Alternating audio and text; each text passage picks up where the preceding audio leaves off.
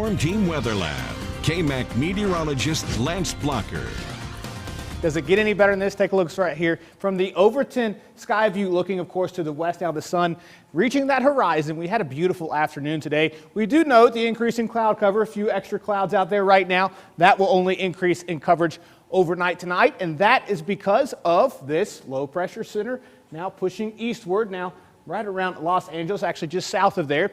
That will move to the east, and then on top of that, we have a lot of Gulf moisture actually flowing into our region, which is great news because when they come together, maybe we'll see that chance of rain. But tonight into tomorrow, that added humidity with really no winds overnight tonight, well, we're going to see that fog repeating once again tomorrow morning, so be careful if you're headed out on the roadways tomorrow morning. And then, of course, those storms for tomorrow night, really night, I'd say as early as 6 p.m., but that's mainly for areas off of the south, off of the Caprock over towards the rolling plains. And then a windy day for us here on Monday and a dry week ahead after that. Now, let's get right to it. This evening, we'll see those clouds begin to build into the area, but check out these temperatures overnight tonight, fairly moderate. This by 9 a.m. tomorrow, 50 degrees for this time of year as we start out your Sunday.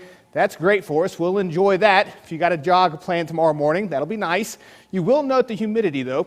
Then by tomorrow at about 5 p.m., we'll see a few breaks in the clouds. But take a look at this.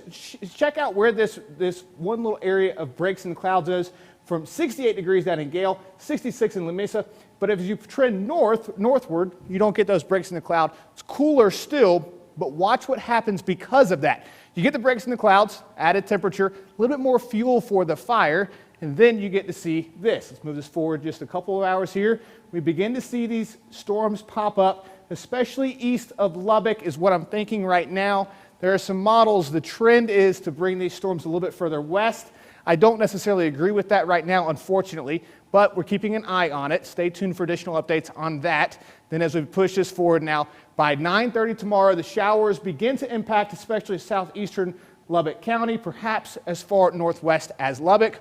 Again, we'll keep an eye on all of that. A lot still has to come together, but we are excited because at least we have some rain in the forecast. This by Monday will be your other big story. Monday afternoon, it's winds out of the west. They will be picking up gusts over 40 miles per hour. Now, the Storm Prediction Center in Norman, Oklahoma has picked up on these storms' potential, perhaps a strong storm or two, especially eastern portions of the South Plains. A general thunderstorm forecasted here for us here, not expecting any severe weather for our local region here now.